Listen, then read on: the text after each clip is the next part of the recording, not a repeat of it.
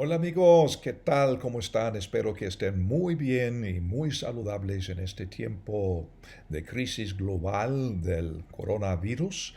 Por eso estoy grabando desde mi casa porque igual a muchos de ustedes estamos encerrados en casa en este tiempo. Pero gracias al Señor por la tecnología que nos hace posible mantener el contacto en estos días de gran desafío. Y quizá es ahora cuando más tenemos necesidad de este contacto humano, aunque virtual, y también estudios de la palabra del Señor. Así que de esta forma vamos a seguir en el estudio del Salmo 119. Hoy nos toca la estrofa 17 que comienza en el versículo 129, para que lo busquen en sus Biblias, por favor. Vamos a orar. Padre Santo, abre nuestros ojos para ver tu verdad. Señor, háblanos. Gracias por cada ser humano conectado conmigo en este momento. Necesitamos de tu sabiduría, esperanza, instrucción, dirección, todo esto, Señor, te lo suplicamos en el nombre precioso del Señor Jesús. Amén. El filósofo Platón creía que una élite pequeña debía controlar al populacho general por el bien de la república. Esta idea ha salido a la superficie en muchas formas diferentes a lo largo de la historia humana. Si bien las luchas por el poder entre grupos elitistas distintos continúan, siempre ha sido el hombre común el que pelea, sufre y muere. El comunismo del siglo pasado prometía poner el poder en manos del pueblo. Sin embargo, en la realidad pocas veces sucedió. En toda la historia, solo ha habido una manera realmente efectiva de darle poder al hombre común. Y ha sido entregarle la Biblia, enseñarle qué es la palabra de Dios y equiparlo para atacar las puertas mismas del infierno. Ha habido muy pocos cristianos con el trasfondo elitista del apóstol Pablo en el primer siglo. Buena familia, estudioso, reconocido y toda la cosa, pero él mismo, después de conocer a su Mesías, el Señor Jesús, él mismo daba testimonio de este principio del cual estamos hablando. En su primera carta a los Corintios, en el primer capítulo, comenzando con el versículo 26, Pablo dijo, pues mirad, hermanos, vuestra vocación, que no sois muchos sabios según la carne, ni muchos poderosos, ni muchos nobles, sino que lo necio del mundo escogió Dios, para avergonzar a los sabios. Y lo débil del mundo escogió Dios para avergonzar a lo fuerte. Y lo vil del mundo y lo menospreciado escogió Dios. Y lo que no es para deshacer lo que es, a fin de que nadie se jacte en su presencia. Y así es la historia del Nuevo Testamento. Hombres comunes, pescadores, recaudadores de impuestos, fueron los discípulos de Jesucristo que trastornaron el mundo entero. En la historia, cuando la Biblia fue quitada de las manos del hombre común en Europa, el mundo se vio sumergido en 1000 años de tinieblas, lo que llamamos la Edad Media, el oscurantismo. Y en estos 1000 años, Dios usaba varios grupos en realidad de hombres comunes y corrientes en su mayoría, los grupos como los valdenses, pietistas, anabautistas, los moravos, así fue. En el Antiguo Testamento, el rey Saúl era, por supuesto, la imagen que todos tenían en mente de un líder natural, de hombros arriba, sobrepasaba a cualquiera, dice la Biblia. Y por el contraste, David ni siquiera fue considerado como candidato potencial para ser rey. Sin embargo, Dios vio en él algo especial que nadie más vio. Un hombre común que fue hecho poco común por prestar atención a las palabras de Dios. Y esta 17ª estrofa del Salmo 119 nos muestra tres principios de la vida práctica y también varios patrones para una oración poderosa y por fin un producto de una vida de oración. Buen tiempo para hablar un poco de la oración, ¿no? Así que vamos a comenzar en el versículo 129 hablando de tres principios de la vida práctica. Y el primer principio tiene que ver con el secreto de la verdadera motivación espiritual. Dice el versículo 129, maravillosos son tus testimonios, por tanto los he guardado mi alma.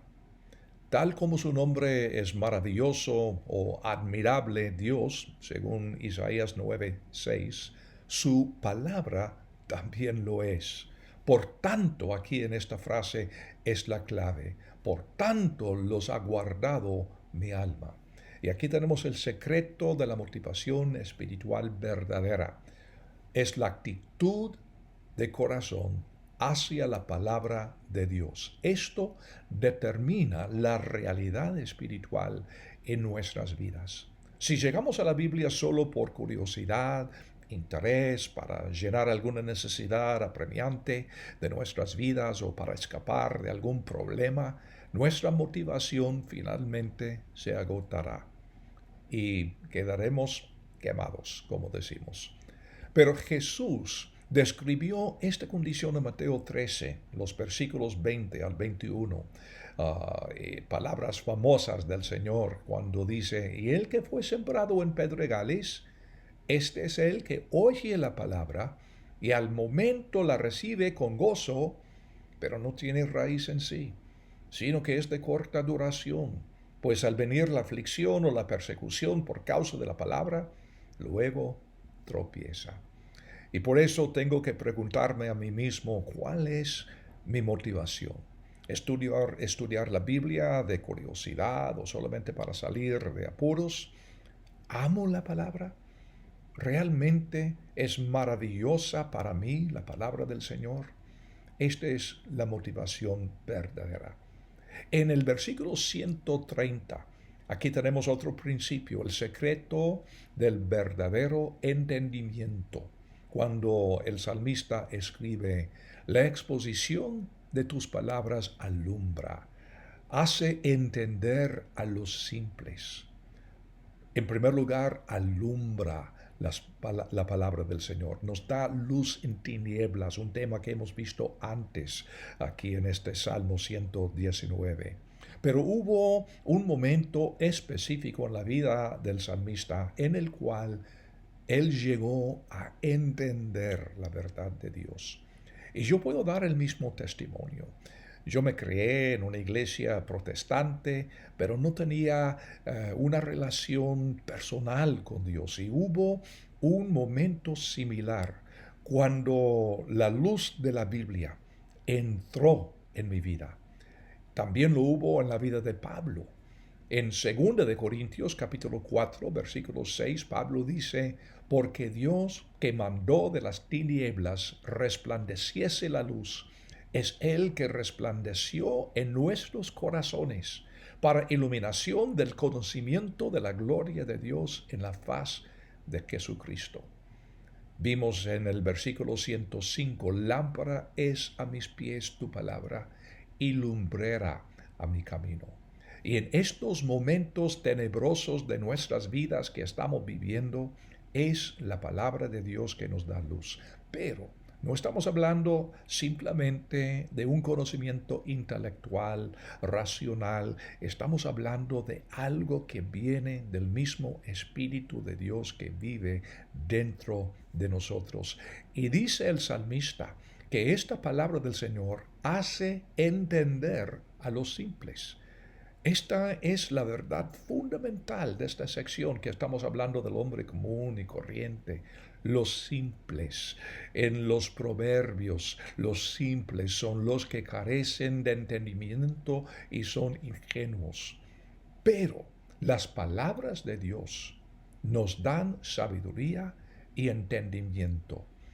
También en los salmos, en el Salmo 119, o digo el Salmo 19, versículo 7, dice, la ley de Jehová es perfecta, que convierte el alma. El testimonio de Jehová es fiel, que hace sabio al sencillo. Qué precioso eso. Un ejemplo, por supuesto, en el Nuevo Testamento es Pedro, un pescador, enfrentando a hombres poderosos y educados. Un hombre común convertido en un hombre fuera de lo común. La Biblia puede convertirle a cualquiera en una persona poco común. Estamos en el umbral de una nueva época de oscurantismo, quizá, si la Biblia desaparece de las manos de la gente. Pero en cualquiera que sea la época, la Biblia es capaz de darnos esta luz. Guillermo Carey fue un zapatero común, convertido en hombre poco común. Otro ejemplo, el gran misionero en la India de hace 200 años. También en este salmo, en el versículo 131, tenemos el secreto de la verdadera necesidad, el tercer principio que queremos ver. El salmista dice acá, mi boca abrí y suspiré porque deseaba tus mandamientos. Cuando el hombre común entiende que tiene libre acceso a las palabras de Dios, no puede saciarse de ellas. Aquí tenemos en estas palabras del salmista la imagen de un animal que ha corrido hasta casi perder el aliento y por ello suspira. ¿Qué es lo que tú y yo verdaderamente necesitamos en este tiempo de crisis? Podemos hablar de comida y podemos quejarnos de lo que no tenemos, que necesitamos, que queremos esto, que el otro. Pero ¿qué es lo que necesitamos verdaderamente? Pues el salmista acá nos da el secreto de la verdadera necesidad. Necesitamos las palabras de Dios. Y luego el salmista, por el ejemplo de sus escritos, nos da patrones para una oración poderosa. Y aquí podemos observar 7 peticiones que podrían ser un patrón para nosotros. Primero, él pide comunión, comunión con Dios en el versículo 132. La primera palabra, mírame. Es como un niño pequeño que dice a su padre, mírame, papi, mírame. Precisamente lo que el salmista está diciendo. Israel buscaba esto. Deuteronomio 26, el versículo 15. Mira desde tu morada santa, desde el cielo, y bendice a tu pueblo, Israel. Hay un contraste en el caso de Adán y Eva. Cuando pecaron, se escondieron de Dios. El pecado nos hace querer escondernos de la presencia de Dios. Pero una vez que entendamos que la palabra del Señor es lo que necesitamos, pedimos esa comunión tan dulce. Perdón. En segundo lugar, el salmista pide misericordia. Siguiendo en el versículo 132, mírame, ten misericordia de mí, como acostumbras con los que aman tu nombre. Continuamos con la analogía del niño pequeño. Siempre ve a su papá como alguien mejor. El niño no llega a igualar a su padre, pero esto no debiera atemorizar al niño, sino animarle a permitir que su padre le enseñe lo que necesita aprender y buscar en cualquiera que sea la situación su misericordia. A medida que crecemos en Cristo, nos hacemos más conscientes de nuestra naturaleza pecaminosa. Más que el perdón legal por nuestro pecado, lo que consiguió el Señor Jesús en la cruz y en su resurrección, buscamos aún como creyentes su misericordia. Ya recibimos el perdón, pero la misericordia de Dios la necesitamos siempre. Dios no tenía que librar a Lot de la destrucción de Sodoma, pero por su misericordia lo libró. El siervo de Abraham recibió la misericordia de Dios cuando Dios le guió a la mujer correcta para ser la esposa de Isaac. Esa historia de Génesis capítulo 24. José fue rescatado de la muerte segura por la gracia de Dios, pero obtuvo favor por la misericordia de Dios. Génesis capítulo 39, versículo 21. Y la misericordia de Dios es lo que necesitamos también nosotros en nuestras vidas. Pablo, de nuevo, a los filipenses, les dice en capítulo 2, versículo 27, pues en verdad estuvo enfermo, a punto de morir, pero Dios tuvo que misericordia de él. Y no solamente de él, está hablando de su mensajero, no solamente de él, sino también de mí, para que yo no tuviese tristeza sobre tristeza. Y el salmista dice, hablando de la misericordia del Señor, ¿cómo acostumbras con los que aman tu nombre? Dios tiene por costumbre extender su misericordia a nosotros que amamos su nombre. En tercer lugar, el salmista pide dirección. La primera parte del versículo 133. Ordena mis pasos con tu palabra. Qué bien. Muy parecido lo que dice David en el Salmo 37, versículo 23. Por Jehová son ordenados los pasos del hombre, y él aprueba su camino. Un versículo favorito mío. Nos metemos en problemas serios cuando intentamos ordenar nuestros pasos por nosotros mismos, sin tomar en cuenta la dirección del Señor. ¿Y cómo es que Dios ordena nuestros pasos? Con su palabra. Y esto es parte del proceso de transformarnos en una persona poco común. El simple todo lo cree, mas el avisado mira bien sus pasos. Así dice el proverbio que encontramos en Proverbios 14:15. Y esto debiera formar parte de nuestra oración cada día. Pedirle a Dios que ordene nuestros pasos. El planeamiento debiera iniciarse con Dios, no con nosotros mismos, luego pidiéndole al Señor su ayuda. Y en cuarto lugar, en la segunda parte del versículo 133, el salmista pide victoria. Dice, y ninguna iniquidad se enseñoree de mí. Está pidiendo a Dios que le dé victoria.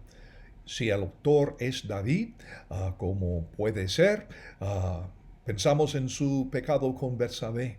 David aprendió, lo que era dar rienda suelta al pecado en su vida. No sabemos cuándo escribió David este salmo, ni siquiera sabemos si lo escribió, pero es seguro que el salmista no quiere caer en la trampa de la carne.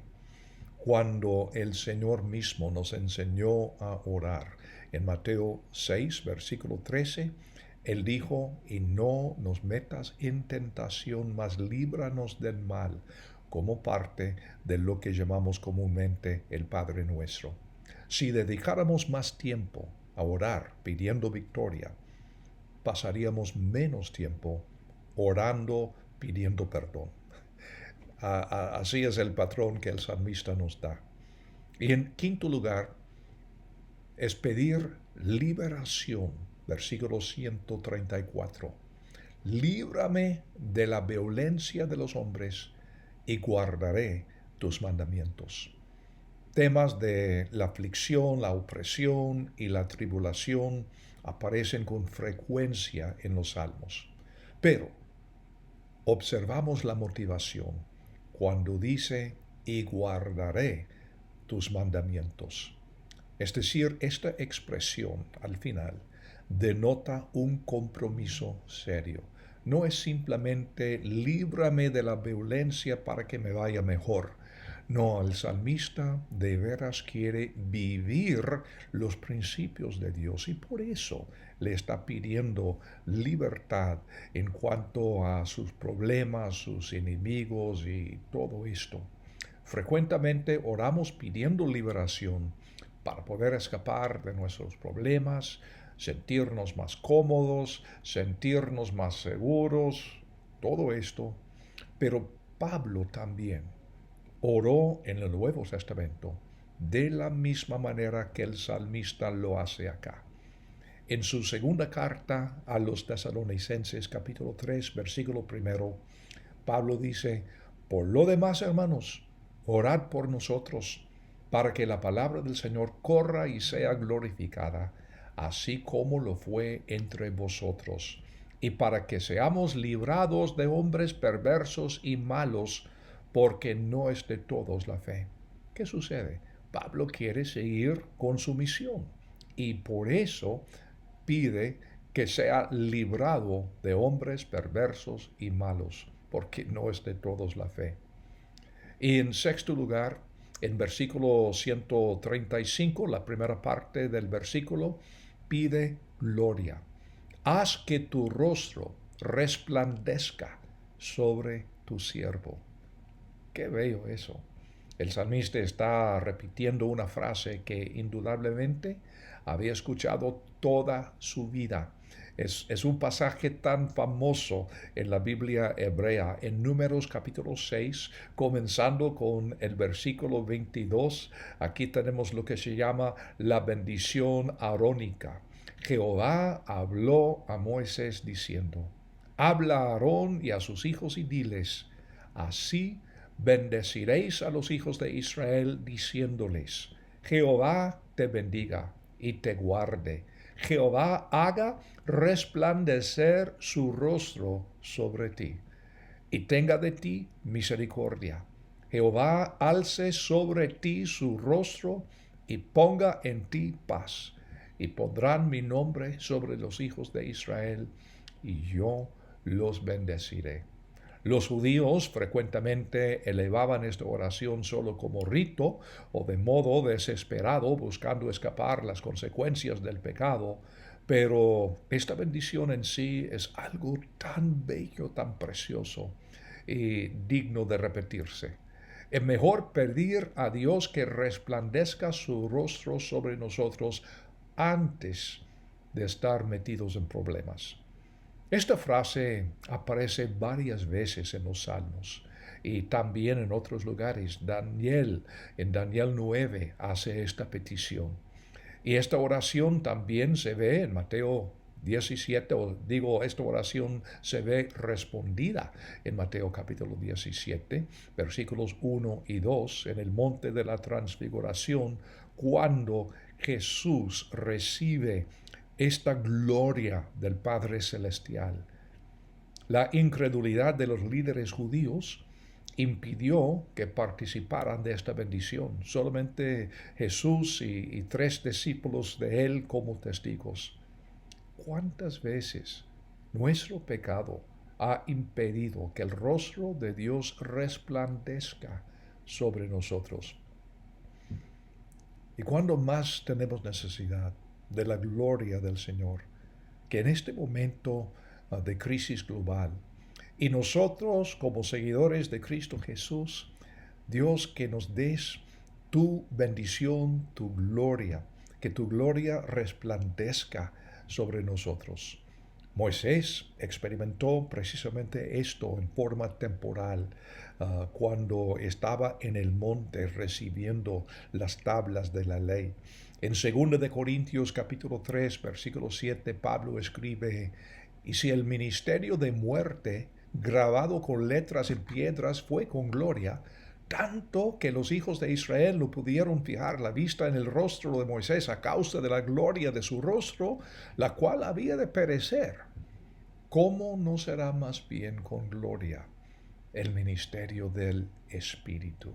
Es decir, hoy día, en este lado de la cruz, nosotros tenemos acceso a una gloria eterna. y todos tenemos la posibilidad de brillar con gloria permanente, eterna. Nosotros, hombres y mujeres comunes y corrientes, porque en el mismo capítulo, 2 Corintios 3, versículo 18, Pablo sigue, por tanto nosotros todos, mirando a cara descubierta como en un espejo la gloria del Señor, somos transformados de gloria en gloria, en la misma imagen como por el Espíritu del Señor. Lo que estamos viendo es una reacción en cadena, porque Dios resplandece su rostro sobre nosotros para que nosotros como espejo podamos reflejar su gloria hacia los demás. Escuchen lo que dice en el siguiente capítulo, 2 Corintios 4:6. Porque Dios que mandó que de las tinieblas resplandeciese la luz es el que resplandeció en nuestros corazones para iluminación del conocimiento de la gloria de Dios en la faz de Jesucristo.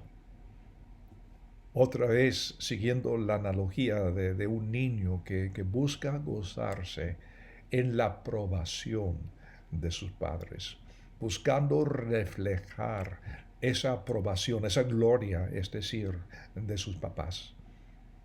Eclesiastés 8, primer versículo dice, ¿quién como el sabio? ¿Y quién como el que sabe la declaración de las cosas? La sabiduría del hombre ilumina su rostro y la tosquedad de su semblante se enmudará. ¿Tenemos nosotros un rostro que resplandece? Espero que sí. Si no, vamos a pedírselo al Señor. Y por fin, número 7, Él pide crecimiento. En la última parte del versículo 135, enséñame tus estatutos. El salmista nunca perdió el deseo de aprender más de Dios a través de su palabra. Es otra petición que podemos ver con frecuencia en los salmos y pues a través de todas las escrituras. El salmista, y David en particular, continuó creciendo porque siempre tuvo una mente abierta y un espíritu educable. Y cuánto más hoy día, cuando tenemos una Biblia completa, cuando tenemos al Espíritu de Dios morando dentro de nosotros. Y por eso Pedro, el hombre común y corriente, hecho poco común, nos escribió en 2 de Pedro capítulo 3, versículo 18, sus últimas palabras: antes bien, creced en la gracia y el conocimiento de nuestro Señor y Salvador Jesucristo. A Él sea gloria ahora y hasta el día de la eternidad. Amén, que así sea. Queriendo seguir creciendo. Y por fin aquí en este Salmo 119, 17ª estrofa, versículo 136 en adelante, tenemos el producto de una vida de oración. Cuando Él dice, ríos de agua descendieron de mis ojos, porque no guardaban tu ley. Ahora fíjate que el salmista no llora a causa de un problema personal, sino por los hombres que violan la ley de Dios. Como el Señor Jesús expresó su dolor por Jerusalén en Mateo capítulo 23, versículo 27, llorando sobre Jerusalén. Y aquí el salmista, como una reflexión del Señor Jesucristo, presenta este cuadro profético del varón de dolores, el Señor Jesús. ¿Y qué sentimos nosotros cuando vemos este mundo lleno de pecado? ¿Pensamos solamente en nosotros, en nuestros dolores y nuestro sufrimiento? ¿O pensamos en aquellos que no conocen a Dios? Hay un principio. Si hay ríos de agua viva que fluyen desde su hombre interior, el cuadro que podemos ver en Juan 7, 37 al 39, ¿te acuerdas de la historia? Habrá ríos de lágrimas fluyendo por nuestras mejillas. ¿Qué cosa? Las lágrimas nuestras ¿De dónde vienen? Claro que todos sabemos lo que es llorar en momentos de dolor personal, pero entre vamos creciendo, transformándonos a la imagen de Jesucristo, de vez en cuando estas lágrimas van a ser lágrimas pensando en la gran necesidad de aquellas personas que todavía no han escuchado el Evangelio, que todavía no han depositado su fe en el Señor Jesucristo.